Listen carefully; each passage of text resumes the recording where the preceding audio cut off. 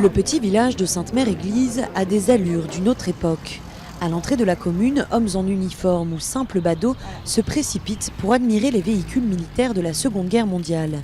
Parmi eux, Loïc, un collectionneur, assiste pour la 8e fois aux commémorations du débarquement. Que ce soit le 70e ou un autre événement, à chaque fois qu'on enfile cette tenue-là, c'est un respect incommensurable pour tous ces gens-là, parce que sans eux, on ne serait pas là aujourd'hui, tout simplement. Devoir de mémoire ou passion pour le matériel militaire, chacun a une bonne raison de visiter les sites de Normandie avant le début des commémorations officielles.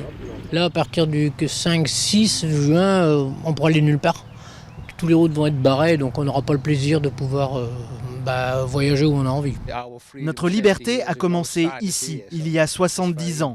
En tant que Néerlandais, c'est très important pour nous. La libération de l'Europe a débuté ici. C'est capital de s'en souvenir. Ça fait quand même 12 ans, 13 ans que je vis en Normandie, presque tous les ans. On connaît un petit peu, quoi. Mais on aime bien se retrouver, on se retrouve tout un tas de copains. Et des touristes comme cela, la France enverra défiler près de 8 millions entre juin et septembre, principalement dans la région normande. Avec plus d'1 million de visiteurs, le cimetière américain de Colleville-sur-Mer est le site le plus fréquenté de Normandie.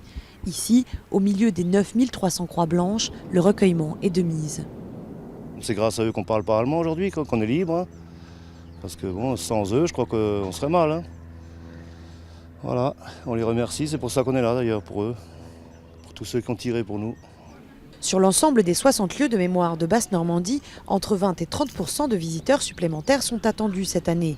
Mais le réel défi est d'attirer et de fidéliser les jeunes sur les sites historiques.